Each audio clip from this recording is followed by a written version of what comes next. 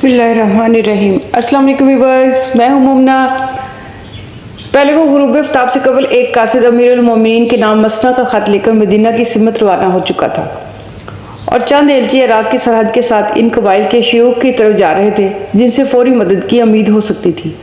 और गुरूब आफ्ताब से एक साथ बाद वो अपनी रही सही फ़ौज के साथ मर्दमा की सरहद पर मस्कर का रुख कर रहे थे। मसना बिन हारिसा ज़ीकार के मुकाम पर शदीद बुखार की हालत में खैमे के अंदर लेटे हुए थे और फौज के चंद सालार इनके पास बैठे हुए थे। खैमे से बाहर घोड़े की टाप सुनाई दी और थोड़ी देर बाद हसान अंदर दाखिल हुआ।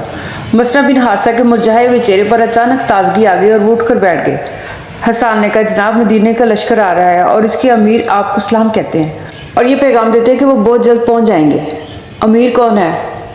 साद बिन अबी वक़ास रज़ियल्लाहु ताला अन्हु अमीरुल मोमिनीन बज़ाते खुद लश्कर की रहनुमाई करना चाहते थे, लेकिन सहाबा ने इन्हें मशवरा दिया कि मौजूदा हालात में आपका मदीने से बाहर जाना मुनासिब नहीं।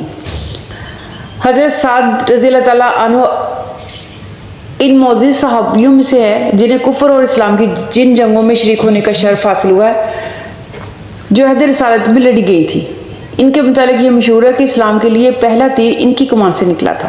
मसला ने दोबारा तकिए पर सर रखते हुए कहा, मैं इनके इस मुतालिक सुन चुका हूँ, लेकिन काश मैं इन्हें देख सकता। इनके साथ कितनी फ़ौज है?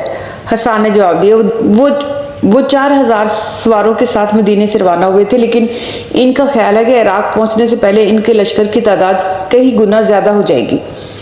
अमीरुल मोमिनीन ने रास्ते के तमाम कबाइल को इनके मुतालिक बता दिया है और मदीने में भी मज़ीद लश्कर भर्ती किया जा रहा है। साद बिन अबी वक़ास रज़ियल्लाहु ताला अन्हु सराफ पहुंचकर मज़ीद अफ़वाज का इंतज़ार करेंगे। इन्हें तवक्को है कि जंग से पहले लश्कर शाम का एक हिस्सा भी इनके साथ आ मिलेगा। मसना ने अपने भाई से मुखातिब होकर कहा, अब तुम इन कबाइल को फतह की बिशारत दे सकते हो जिन्हें ईरान की जंगी तैयारियों ने परेशान कर रखा है। तुम इन्हें ये बता सकते हो कि मैं सिर्फ इस्लाम के लश्कर के दस्ता हर अव्वल की रहनुमाई कर रहा था। तुम सबसे पहले बनु बकर के पास जाओ और इन्हें मेरी तरफ से पैगाम दो कि इन्हें ईरान के जासूसों की बातें सुनकर हरासा नहीं होना चाहिए। आसिम बिन उमर तमीमी ने कहा, अगर आप इजाज़त दें तो माना की जगह मैं कबाइल के पास जाने के लिए तैयार हूँ। नहीं, मसला ने फैसला कुल लहजे में जवाब दिया, बनु बकर तुम्हारी बात नहीं सुनेंगे, वैसे भी तुम्हारा मस्तकर में रहना ज़रूरी है। फिर वो एक उम्र रसीदा सरदार बशीर बिन खसासिया की तरफ मुतवज्जह हुए। बशीर, मुझे मालूम नहीं कि एक घड़ी, एक पहर या एक दिन मेरी क्या हालत होगी, इसलिए मैं अपने हिस्से की जिम्मेदारियाँ तुम्हें सौंपता हूँ। हाज़रीन दम खुद होकर कभी मसना और कभी बशीर बिन खसासिया की तरफ देख रहे थे। इसलिए मैं मगमूम लहजे में कहा, अगर मैं आपके खैमे पर पहरा दे सकूं तो इसे भी अपने लिए बाइसे सादत समझूंगा, लेकिन डर है कि मैं मसला ने इसकी बात करते हुए कहा, जब तक साद बिन अबी वक़ास रज़ियल्लाहु ताला अन्हु यहाँ नहीं पहुँचते ज़ीकार के मस्तकर की हिफाजत करनी पड़ेगी और मेरा खैमा इस मस्तकर से बाहर नहीं है। अब जाओ और मुजाहिदीन से कहो कि अपनी तलवारें तेज़ कर लें। आसिम अपने साथियों को समझाओ कि इन्हें जंग की तैयारी के लिए जो वक्त मिला है इसे ज़ाया ना करें। वो यके बाद दीगर खैमे से निकल गए, लेकिन हसान अपनी जगह से ना हिला। मसला ने इनकी तरफ देखते हुए कहा, हसान, तुम थक गए हो, जाओ आराम करो। हसान कुछ कहना चाहता था, लेकिन मसना बिन हारिसा ने आंखें बंद कर ली। वो दबे पाँव बाहर निकल आया। मसना बिन हारिसा की बीवी सलमा पर्दा उठाकर खैमे के अकब से नमूदार हुई और अपने शोहर के करीब बैठ गई। वो कुछ देर खामोशी से एक दूसरे की तरफ देखते रहे। बिलाकर मसना ने कहा, सलमा, अब तुम्हें ये शिकायत नहीं रहेगी कि मैं आराम नहीं करता। अब मैंने अपने हिस्से का बोझ बशीर को सौंप दिया और मैं जी भर कर सो सकूँगा। मसना बिन हारिसा कुछ देर अपनी रफीका याद से बातें करते रहे, फिर अचानक इन्होंने आंखें बंद कर ली। थोड़ी देर बाद तबीब खैमे में दाखिल हुआ तो इनके होंठ भींचे हुए थे और सांस तेज़ हो रहा था। तबीब ने इनकी नब्ज़ पर हाथ रखते हुए कहा, इनका बुखार बहुत तेज़ हो गया है। मसला ने बेचैनी से करवटें बदलने के बाद आंखें खोल दी और तबीब के इसरार पर दुआ के चंद घूंट पी लिए, लेकिन इनका चेहरा बता रहा था कि इनकी ज़िंदगी का आखिरी मार्का शुरू हो चुका है। बाकी दिन और इसके बाद रात के पिछले पहर तक वो मौत हयात की कश्म में मुब्तला रहे। फिर जब ज़ीकार के पड़ाव में सुबह की अजान सुनाई दे रही थी, उन्होंने आखिरी बार आंखें खोली, चंद बार कलमा शहादत पढ़ा और फिर हमेशा के लिए खामोश हो गए। साद बिन अबी वक़ास रज़ियल्लाहु ताला अन्हु को मदीने से 18 मंजिल सफ़र करने के बाद मसना बिन हारिसा की वफ़ात की इत्तला मिली तो उन्होंने बशीर बिन खसासिया को यह हुक्म भेजा कि तुम मुजाहिदों और मसना बिन हारिसा के अहल और याल को लेकर सराफ के मुकाम पर हमसे आ मिलो। चंद दिन बाद ज़ीकार से मुजाहिदीन का काफ़िला सिराफ पहुंचा तो साद बिन अबी वक़ास रज़ियल्लाहु ताला अन्हु बज़ाते खुद अपने मस्कर से बाहर ان کے استقبال کے لیے کھڑے تھے۔ سعد بن ابی وقاص رضی اللہ تعالیٰ عنہ نے شہداء کی بیواؤں اور یتیم بچوں کو خیموں میں پہنچانے کا حکم دیا اور اس کے بعد مسنہ کے نامور رفقا کے ساتھ اپنے خیمے کے سامنے ایک کشادہ شامیانے کے نیچے بیٹھ گئے اور ماضی کے واقعات اور مستقبل کے خدشات کے متعلق گفتگو شروع ہو گئی۔ 2 ہفتے بعد ایک صبح امیر المومنین عمر رضی اللہ تعالیٰ عنہ کا قاصد پہنچا اور حضرت سعد بن ابی وقاص رضی اللہ تعالیٰ عنہ کے ساتھ ملاقات کے فوراً بعد سرداران لشکر کو بتا رہے تھے کہ امیر المومنین نے ہمیں قادسیہ پہنچ کر دشمن کا انتظار کرنے کا حکم دیا ہے۔ اور پھر جب امیر لشکر کے استفسار پر مانا بن حارثہ قادسیہ کا محل وقوع بیان کر رہا تھا تو سننے والے یہ محسوس کر رہے تھے کہ عراق کا سارا نشیب و فراز امیر المومنین کی نگاہوں کے سامنے ہے، اور اگر مسنہ بن حارثہ زندہ ہوتے تو شاید وہ حق و باطل کے عظیم مارکے کے لیے قادسیہ کے سوا کوئی اور مقام منتخب نہ کرتے۔ قادسیہ کی جنگ کفر و اسلام کا عظیم ترین مارکہ تھی، اور اس جنگ میں حصہ لینے والے عرب و عجم کا بہترین خصوصیات کے نمائندہ تھے، اور انہیں اپنی فتح اور شکست کی اہمیت کا پورا احساس تھا۔ یہ وہ نازک موڑ تھا جہاں سے صدیوں کے لیے انسانی تاریخ کا رخ بدلنے والا تھا۔ سعد بن ابی وقاص رضی اللہ تعالیٰ عنہ کی قیادت میں قریباً 30,000 مجاہدوں کا جو لشکر قادسیہ پہنچا تھا، اس کے ساتھ 70 وہ جلیل القدر صحابی تھے جنہیں بدر کے میدان میں رسول اللہ صلی اللہ علیہ وسلم کے ساتھ ہم رکاب ہونے کا شرف حاصل تھا۔ 300 وہ تھے جو بیت رضوان میں حاضر تھے، اور وہ اسی قدر وہ بزرگ تھے جنہیں فتح مکہ میں حصہ لینے کی سعادت نصیب ہوئی تھی۔ یہ وہ غازی تھے جن کے دلوں میں اسلام کے لیے فتح اور اپنے لیے شہادت سے زیادہ کوئی اور آرزو نہ تھی، اور یہ شہر حیات کا وہ قافلہ تھا جس پر اللہ کا ہاتھ تھا۔ اس جنگ کے ساتھ امیر المومنین کی دلچسپی کا یہ عالم تھا کہ انہوں نے اپنے لشکر کے لیے مدینے سے لے کر قادسیہ تک راستے کی اہم منازل بذات خود متعین کی تھی، اور امیر لشکر ہر منزل پر مقامی قبائل کے مجاہدوں کو اپنا منتظر پاتے تھے۔ عراق کی حدود میں داخل ہونے کے بعد سعد بن ابی وقاص رضی اللہ تعالیٰ عنہ کے ایلچی آئے دن دربار خلافت کو اپنے گرد و پیش کے حالات سے پوری طرح باخبر رکھتے تھے، اور ان حالات کے پیش نظر لشکر کی پیش قدمی، سامان رسد کی فراہمی اور دستوں کی ترتیب، سالاروں، نقیبوں اور علم برداروں کے تقرر کے اور میدان جنگ کا انتخاب کے متعلق امیر المومنین کے احکامات سننے والوں کو ایسا محسوس ہوتا تھا کہ وہ ان کے ساتھ شریک ہیں۔ بدر و حنین کے مناظر سے گزرتے تھے، اور وہ اپنے عزم و یقین کی روشنی میں دجلہ اور فرات کے آگے عجم کی وسطوں میں ان مناظر کی نشاندہی کر سکتے تھے جہاں مستقبل کی فتوحات ان کا انتظار کر رہی تھی۔ قادسیہ اس راستے کا دروازہ تھا، اور اس کی حفاظت اہل عجم کے نزدیک موت و حیات کا مسئلہ بن چکی تھی۔ اسلامی لشکر کے عقب میں شاپور کی خندق تھی، جس کا ایک سرا مغرب کی جانب ہیرا سے آگے دریا فرات سے جا ملتا تھا، اور اس خندق کے پیچھے وہ صحرا اور پہاڑیاں تھیں جو جنوب کی سمت عرب کی وسطوں میں گم ہو جاتی تھیں۔ دائیں ہاتھ کوسوں تک ناقابل گزر جھیلیں دلدلیں پھیلی ہوئی تھیں، اور سامنے وہ گہری اور چوڑی نہر تھی جس کے دوسرے کنارے کچھ فاصلے پر رستم کا پڑاؤ تھا، اور اس سے آگے دریائے فرات بہہ رہا تھا۔ اپنے محل وقوع کے اعتبار سے فریقین کی کیمپ یکساں محفوظ تھے۔ مسلمان اس لیے پہل کرنے کے لیے تیار نہ تھے کہ نہر اور خندق کے درمیان ایک وسیع میدان کو اپنی نقل و حرکت کے لیے محفوظ رکھنا چاہتے تھے، اور رستم کو حملہ کرنے کے لیے اس لیے جلدی نہ تھی کہ وہ سرے سے ہی جنگ کو ٹالنا چاہتا تھا۔ اسے اب بھی امید تھی کہ چند ہفتوں یا مہینوں کے بعد سامان رسد کی تنگی مسلمانوں کو قادسیہ کا میدان چھوڑنے پر مجبور کر دے گی، لیکن سعد بن ابی وقاص رضی اللہ تعالیٰ عنہ نے اسے نہر عبور کرنے پر مجبور کرنے کے لیے پھر انہی حربوں سے کام لیا جن کے باعث رستم میدان اور ثبات سے پیش قدمی کرنے پر مجبور ہو گیا تھا۔ مسلمانوں کے طوفانی دستے کبھی مہردار کرتے ہوئے عراق کی ڈیلٹائی علاقوں تک پہنچ جاتے تھے، اور کبھی نہر عبور کر کے دشمن کے پڑاؤ میں جا گھستے تھے۔ نہر کا پل مسلمانوں کے قبضے میں تھا، اور وہ اس سے پورا فائدہ اٹھا رہے تھے۔ ان کارروائیوں نے رستم کے لیے دن کا آرام اور رات کی نیند حرام کر دی تھی۔ اس کے علاوہ جنگ شروع کرنے کے متعلق جو احکامات موصول ہو رہے تھے، انہیں ٹالنا اس کے بس کی بات نہ تھی۔ بالآخر فوج کو حملے کے لیے تیاری کا حکم دیا، اور اس کے ساتھ ہی سعد بن ابی وقاص رضی اللہ تعالیٰ عنہ کو پیغام بھیجا کہ میں مثالت کی گفتگو کے لیے آپ کے کسی آدمی سے ملنا چاہتا ہوں۔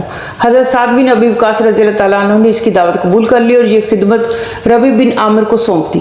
اگلے دن ربیع بن عامر گھوڑا دوڑاتے ہوئے ایرانیوں کے پڑاؤ میں داخل ہوئے۔ رستم اپنے لشکر کو قوت اور شان و شوکت کا مظاہرہ کرنے کا حکم دے چکا تھا، چنانچہ ربیع کے راستے میں اس کے ہاتھیوں اور سواروں اور پیادہ سپاہیوں کی صفیں کھڑی تھی۔ पड़ाव के दरमियान एक कशादा शामियाने के हरीर और अतलस के पर्दों से और मोतियों की झालरों से सजाया गया था। शामियाने के दरमियान रुस्तम का सुनहरी तख्त था जिसके सोने की छतर में हीरों और मोतियों की झालरें लटक रही थी। फर्श पर बेशकीमत कालीन बिछे हुए थे और इनके ऊपर गाँव तकियों पर जरबफ्त के अगलाफ चढ़े हुए थे। रुस्तम के तख्त के गिर्द दो कद्दावर और बाहिम्मत जवान खड़े थे जिन्हें पूरे लश्कर से मुंतखब किया गया था। इनके खुद ज़ेरें चमक रही थी। ये एक अजीम सल्तनत के ज़ाहिरी साजो सामान की नुमाइश थी, लेकिन रबी बिन आमिर जिन्हें रुस्तम मरऊब करना चाहता था इस शान से आए कि देखने वाले दम खुद रह गए। इनका लिबास मोटा और खुरदरा था। इनकी ज़िरे रान की एक अदना सफाई के काबिल भी ना थी। तलवार के बुसीदा नियाम पर छेतड़े बंधे हुए थे। वह ईरानी लश्कर को सफ़ों के दरमियान घोड़ा दौड़ाते हुए शामियाने के करीब पहुंचकर उतरे। फिर उन्होंने नेज़ा मारकर एक कालीन के सिरे में सुराख कर दिया।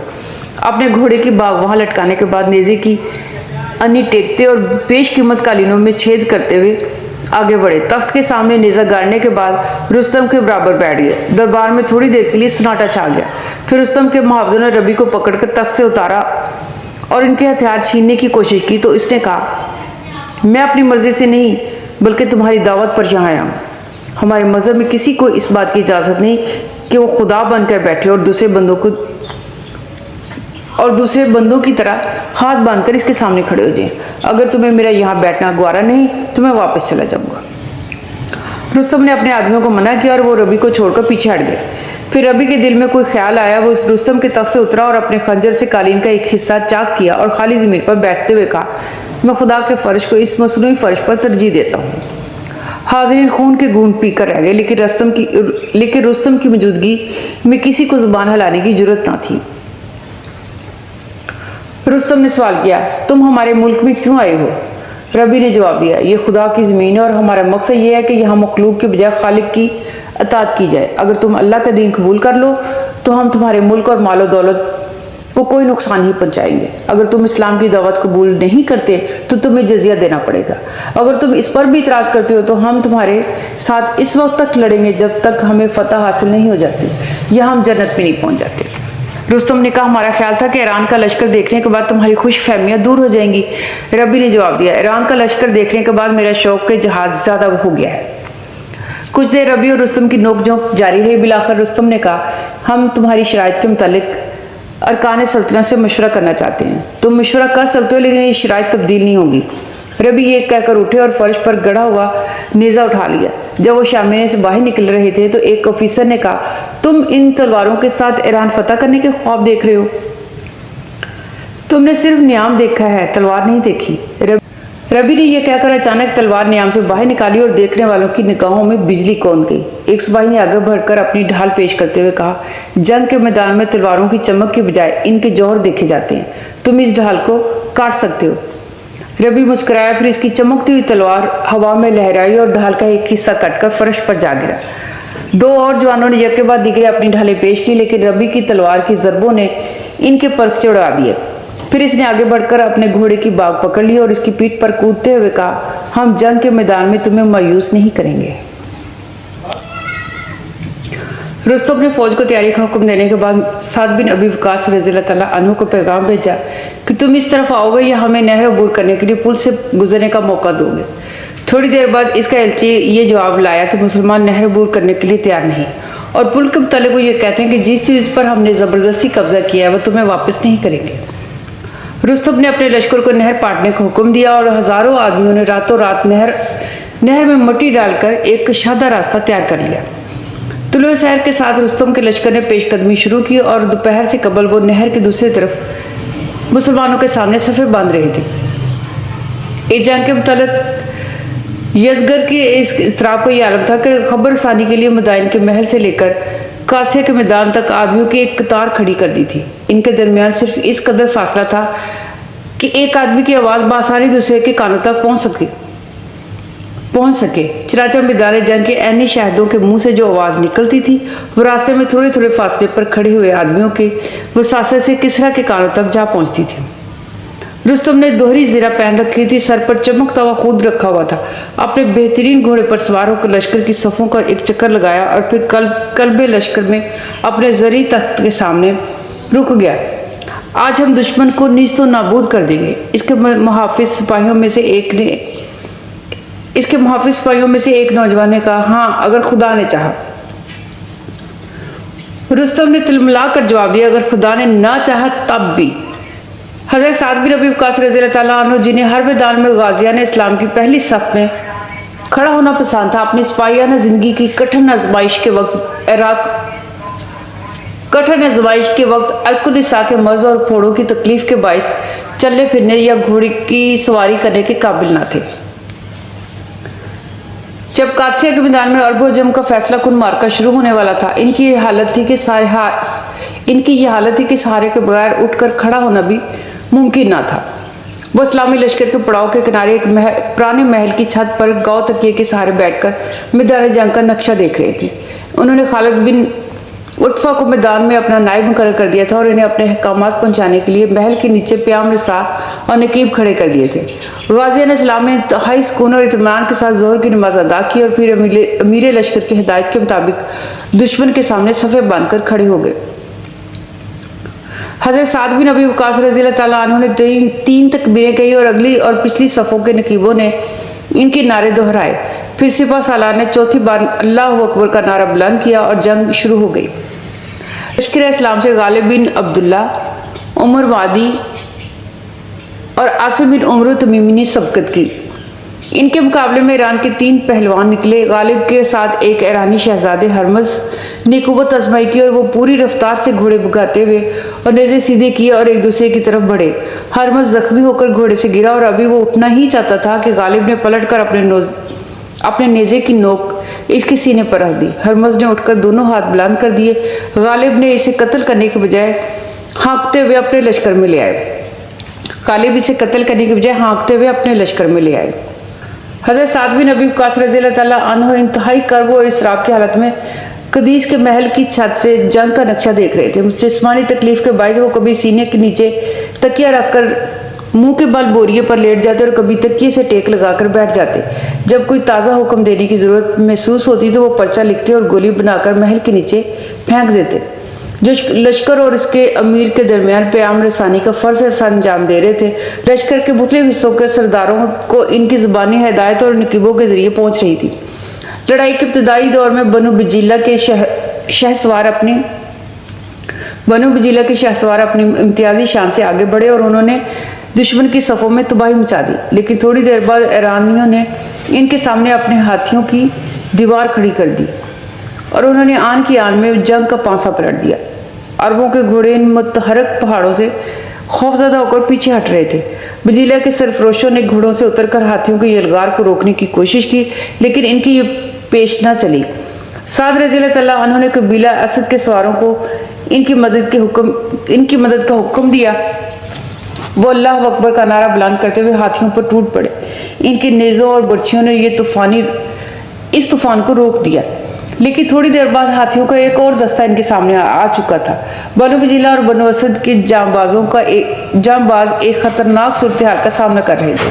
हज़रत साद रज़ियल्लाहु ताला अन्हु बनु तमीम के मुजाहिदों को जो कदरअंदाजी और नेज़ाबाजी में अपना जवाब नहीं रखते थे, बनु असद के जांबाजों की मदद हुक्म देने के बाद बेचैनी से करवटें बदल रहे थे। मसरा बिन हारिसा की बेवा सलमा, जिसे वो अपने निकाह में ला चुके थे, इनके करीब बैठी हुई थी। ये शेर दिल खातून अपने शौहर की रफाकत में कुफ्र इस्लाम के कई मार्के देख चुकी थी। हज़रत साद रज़ियल्लाहु ताला अन्हु की निस्बत कम बेचैन और मुस्तरिब ना थी। फिर जब बनु तमीम के सरफरोश आसिम बिन उमर की रहनुमाई में असद की मदद के लिए पहुंच गए, उन्होंने अपनी तीरों की बारिश और नेज़ों की ज़रबों से हाथियों को मुंह फेर दिया। इनकी हौदे और अमारियाँ उलट दी तो हज़रत साद रज़ियल्लाहु ताला अन्हु का इसराब और सलमा का मिलाल दूर हो चुका था। इनकी ज़ुबान पर मुजाहिदीन के लिए तहसीन और आफरीन के नारे और मबूद हकीकी की बारगाह में फ़तह और नुसरत की दुआएं थीं। हाथियों से निजात हासिल करने के बाद मुसलमानों को जोश और वलवला इंतहा को पहुंच चुका था। हर लश्कर का सालार अपने परचम को दूसरे लश्कर के परचम से आगे और हर कबीले का रईस अपने जवानों को दूसरे कबाइल के जवानों से आगे देखना चाहता था। वो अपने दाएं बाएं और सामने बढ़ चढ़ कर हमले कर रहे थे और ईरानी अपनी तादाद की बढ़तरी और अपने साजो सामान की फरावानी के बावजूद मुदाफ़ियाना कार्रवाई पर इक्तफा कर रहे थे। इन्हें यकीन था कि इन 30,000 इंसानों के हौसले ज़्यादा देर कायम नहीं रह सकेंगे और जब इन पर आखिरी ज़रब लगाने का वक्त आएगा तो वो अपने ताज़ा दम दस्ते मैदान में ले आएंगे। जंग की तवालती इनके लिए परेशानी का बायस ना थी। जहां इनकी एक साफ मंतशर होती थी वहां वो दो नहीं खड़ी कर देते थे, और जहां एक सिपाही गिरता था वहां 4 ताज़ा दम सिपाही पहुंच जाते थे। कासिया की फिजा में गर्दो गुबार की तहों में शाम की तारीकी ने अपनी चादर तान रखी थी, लेकिन लड़ाई की तुंद और तेजी में कोई फर्क नहीं आया था। फिर एक पहर रात गए लड़ाई का जोर थम गया और मैदान में आहिस्ता आहिस्ता खामोशी छा गई। साद बिन अबी वकास रज़ियल्लाहु तआला अन्हु के हुक्म से शहदा की लाशें मैदान जंग के करीब दफन कर दी गई और जख्मियों को मरहम पट्टी के लिए गदीब के करीब औरतों और बच्चों के कैंप में रवाना कर दिया गया। पहले को जंग का इंजाम क्या हुआ, क्या मुसलमानों को फतह हासिल हुई या नहीं, ये जानने के लिए नेक्स्ट वीडियो देखना बहुत ज़रूरी है। इस अपना बहुत सारा ख्याल रखिएगा और मुझे दुआओं में ज़रूर याद रखिएगा। अल्लाह हाफिज़।